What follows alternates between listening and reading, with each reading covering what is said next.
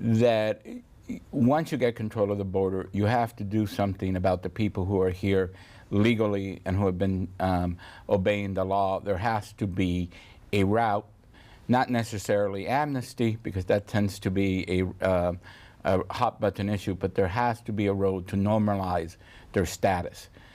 And if you look at the polls, you know, and you even look at individual cases, like the cases of the 2 Colombian students that were going to get deported, and then their schools and the community rallied behind them, Americans are not that mean-spirited. There is a balanced ground here.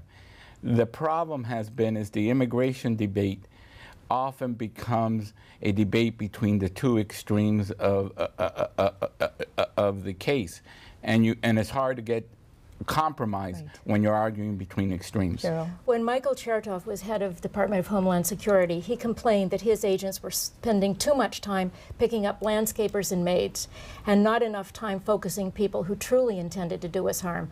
If we had a good comprehensive immigration reform bill, then we could focus our precious resources on better enforcing our borders and making sure that people who truly intended to do us harm were the folks that our law enforcement agencies were going after.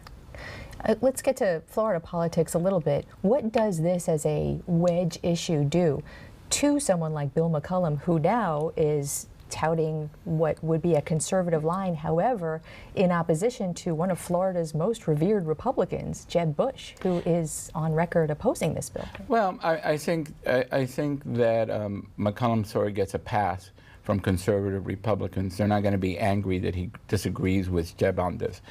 And I think that the short-term consequences for McCollum are not very negative, and that's why he did this. The real question becomes, does this bill it be interpreted by Florida's Hispanic voters as not being anti-illegal immigration, but as being anti-Hispanic? And if it's interpreted as being anti-Hispanic, then the price that the Republican Party could face in the future could be considerably higher.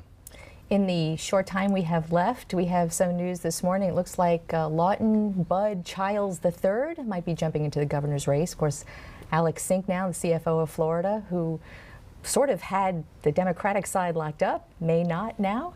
Well, I think this shows that this is the year where the unconventional is conventional, that you can't make a prediction about anything. If you would have told me a year and a half ago that Marco Rubio would beat Charlie Crist for the Republican nomination for U.S. Senate, I would have said, Gilda, you're insane. But right now, because of the economic situation in the state, which is really the real political issue, no incumbent is safe, and no front runner is safe. So I think both McCollum and Sink really face challenges, and the Arizona law and the flip-flops on the Arizona law shows how fluid and how dangerous the situation is. And it also means a really interesting, exciting election season that we all look forward to. I know you will both come back and weigh in again. Thank you very much for coming in on us. Thanks for having us. All right. Up next, the Florida Keys are braced for what could be a disastrous oil slick in their